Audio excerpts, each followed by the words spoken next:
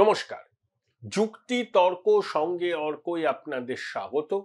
আপনাদের সঙ্গে আমি অর্কপ্রভ সরকার। 2019-এর লোকসভা নির্বাচনে তৃণমূল ভাবতে পারেনি বিজেপি 18টা আসন পাবে। মমতা বন্দ্যোপাধ্যায় এবং তার ঘনিষ্ঠ বলয়ে যারা থাকেন তারা বলেছিলেন বিজেপি বড়জোর 3টে আসন পাবে, ভোট প্রচুর পাবে। সব হিসেব উল্টে গেছিল। বিজেপি 18টা আসন পেল এবং 40% ভোট পেল।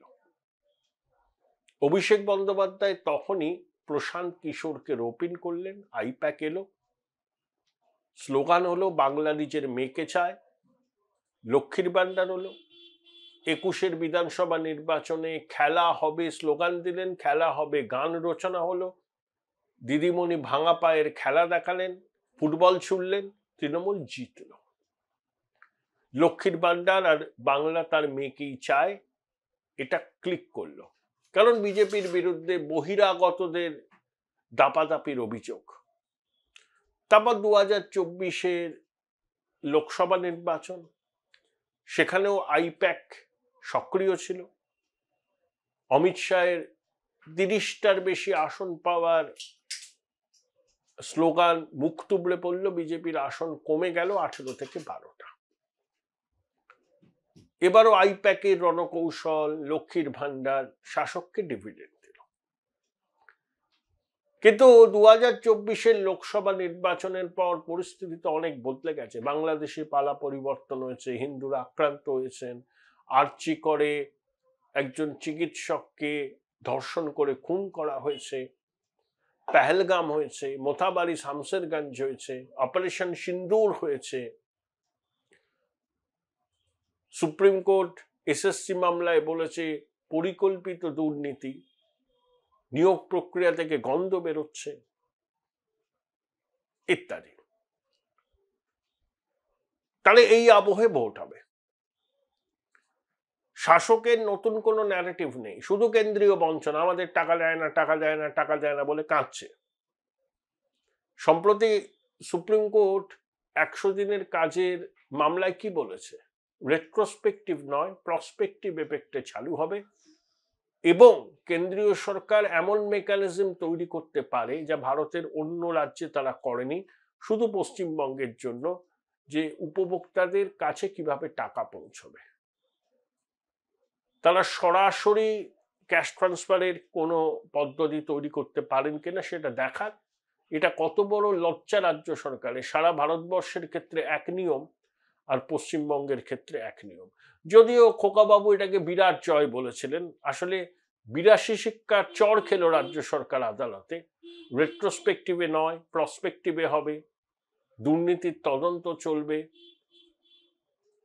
যে টাকা লুট হয়েছে সেটা উদ্ধার করতে হবে, এফআইআর করতে হবে এবং নতুন কাজ যখন চালু হবে তার মজুরি কিভাবে দেওয়া হবে সেটা কেন্দ্রীয় সরকার ঠিক করবে। পশ্চিমবঙ্গের জন্য সম্পূর্ণ নতুন বিধি তারা প্রণয়ন করতে পারে এবং সেটা রাজ্য সরকারকে অক্ষরে অক্ষরে মানতে হবে।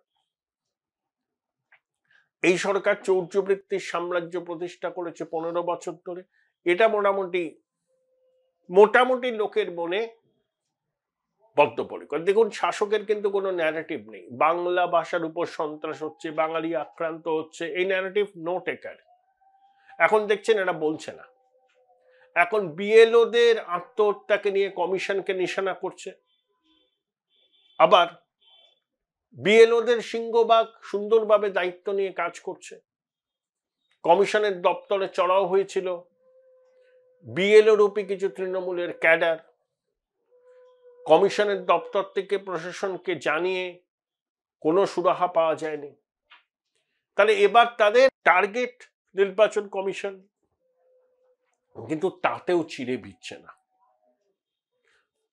তৃণমূলের যেমন আইপ্যাক আছে, বিজেপিও এরকম পেশাদার সংস্থার সাহায্য নেয় অনেকগুলো। সারা বছর তারা বিজেপির জন্য কাজ করে, বিভিন্ন রাজ্যে কাজ করে। আগে মাস দুয়েক আগে তারা বলেছিল বিজেপি মেরে কেটে 115টা আসন পেতে পারে। সম্প্রতি তারা যে রিপোর্ট দিয়েছে তাতে বলা হচ্ছে যে তৃণমূলের ঘাড়ের কাছে নিঃশ্বাস ফেলবে বিজেপি। আইপ্যাক কি বলেছে? সর্বশেষ রিপোর্টে আইপ্যাক বলেছে তৃণমূল সর্বোচ্চ 154টা আসন পেতে পারে। তাহলে বিজেপির হয়ে যে বেসরকারি সংস্থাগুলো কাজ করে তাদের যে অ্যাসেসমেন্ট এবং আইপ্যাকের অ্যাসেসমেন্ট মোটামুটি মিলে যাচ্ছে। আইপ্যাক বলছে তৃণমূল সর্বোচ্চ পেতে পারে 154টা আসন।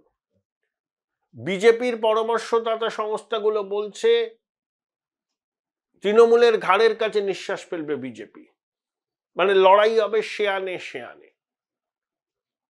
যদি আইপ্যাকের কথা মেনে নিই, তৃণমূল 154টা আসন পেল, বিজেপি ধরুন পেল 135টা, বাকি 5টা আদার্স। তৃণমূল শপথ নিতে পারবে না, তার আগেই ভেঙে যাবে, আড়াআড়ি ভাবে ভেঙে যাবে। আর সর্বোচ্চ বলেছে আইপ্যাক 154, সেটা যদি 20টা কমে, বিজেপি 20টা বাড়বে।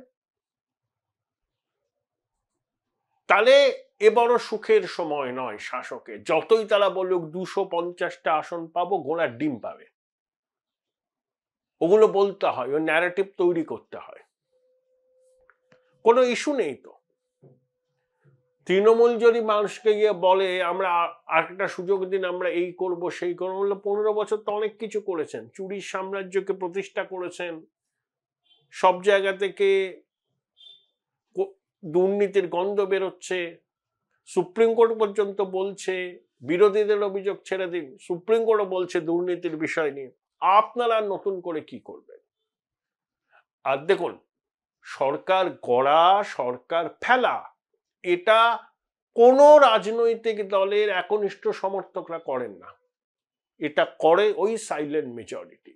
সেই সাইলেন্ট মেজরিটির সিংহভাগ এখন পরিবর্তন চাইছেন, এবং তারা এটাও জানেন যে তৃণমূল জমানার পরিবর্তন যদি পশ্চিমবঙ্গে করতে হয়, সেটা বাম কংগ্রেসের পক্ষে সম্ভব নয়, সেটা বিজেপি পারবে। আর অঙ্গ কলিঙ্গ এ বিজেপির সরকার, বাকি রয়েছে বঙ্গ। 50 বছরের কাছাকাছি সময় ধরে পশ্চিমবঙ্গের মানুষ কেন্দ্রীয় বঞ্চনার বাংলা রেকর্ডটা শুনছেন। একটা বন্ধুত্বপূর্ণ কেন্দ্রের সরকার থাকলে রাজ্যের কি উন্নতি হয় সেটা পশ্চিমবঙ্গের মানুষ সেটা দেখেনি, এক্সপিরিয়েন্সে নেই। বিহারের মানুষদের কদিন ধরে দেখছেন সেটা, তাই তারা আবার প্রো ইনকামবেন্সির পক্ষে ভোট দিয়েছে, অ্যান্টি ইনকামবেন্সি নয়। তাহলে পশ্চিমবঙ্গের মানুষ ডাবল ইঞ্জিন সরকারটা কি সেটা এক্সপিরিয়েন্সই করেননি।